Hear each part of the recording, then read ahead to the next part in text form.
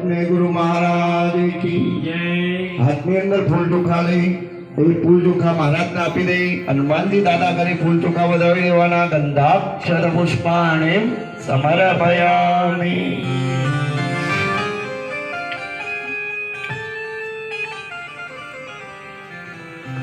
હવે દક્ષિણ દિશામાં માતાજીના અંગરક્ષક એવા ભૈરવ દેવતા રહેલા છે। આ ભૈરવ દેવતાને આપણે યાદ કરી જઈશું।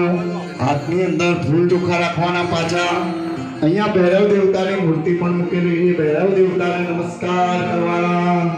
હરિ ઓમ દિવ્યરાજ સેવ્યમ પાવનાદિ પંકજ જ્ઞાનયન સુંદરમ સુંદરમ કૃપાકર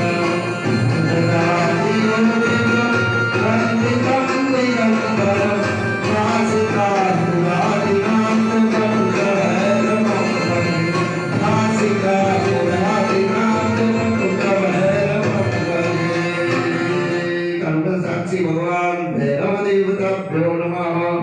प्रार्थना पूर्वक अनंत कोटि नमस्कारान् समर्पयामि। महाराज ने फूल चोखा આપી દીધું અને ભૈરવ દેવતાની મૂર્તિ આગળ ફૂલ ચોખા વધાવી દેવાના। ગંધાક્ષર પુષ્પાણિ સમર્પયામિ।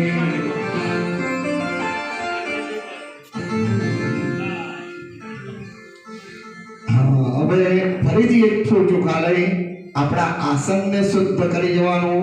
જે આસન ઉપર તમે બેઠેલા છો એ આસન શુદ્ધ કરી પછી પૂજાની શરૂઆત થાય। તો આસનના દેવોને નમસ્કાર કરી લો। વૃદ્ધવે ત્વયા ધૃતા લોકા દેવીત્વં વિષ્ણુનાદ્રુતા ત્વં ચંદારય મામ દેવી પવિત્રં કુરુચાસનમ। અનંતાસનાય નમઃ પદ્માસનાય નમઃ। आसनना नीचे मुकवाना और मध्य परम सुखासनाय नमः।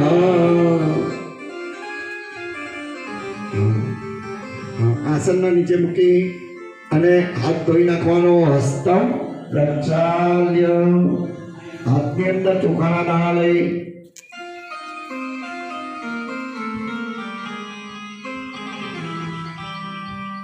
गणपति दादानु मनमा ध्यान करी जवानो। बड़ी मुट्ठी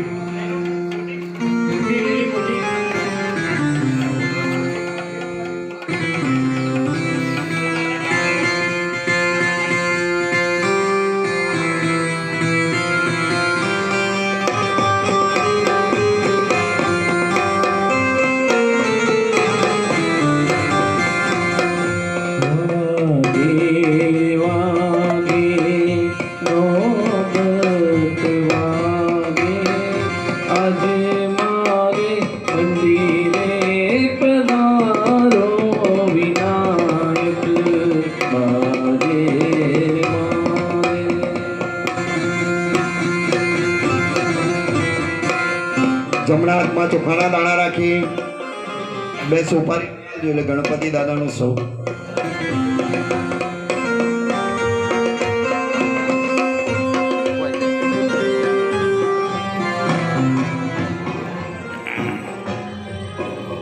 યજમાનની સોપારી આવજો પેલા એટલે એમને ગણપતિ દાદાનો સૌ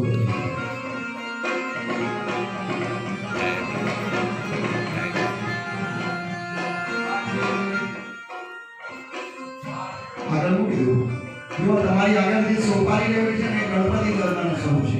તમારે આ ગણપતિ દાદાનું સ્વરૂપ છે એ જે વિધિ સિદ્ધિની રીતે સોપારી માતાજીનું સ્વરૂપ છે। તમારે ત્યાં માતાજીનું સ્વરૂપ મૂકેલું છે બરાબર। આપણે એ રીતે પૂજા કરવાની। સૌપ્રથમ પહેલા નંબરમાં ગણપતિ દાદાની પૂજાની શરૂઆત કરવાની। તો પહેલા ગણપતિ દાદાને યાદ કરી જવાના છે। ગજાનનમ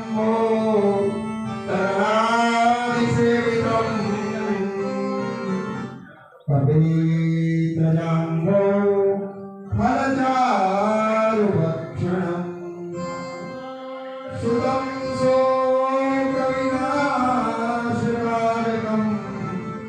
नमामि विजने स्वरपादपङ्कजं।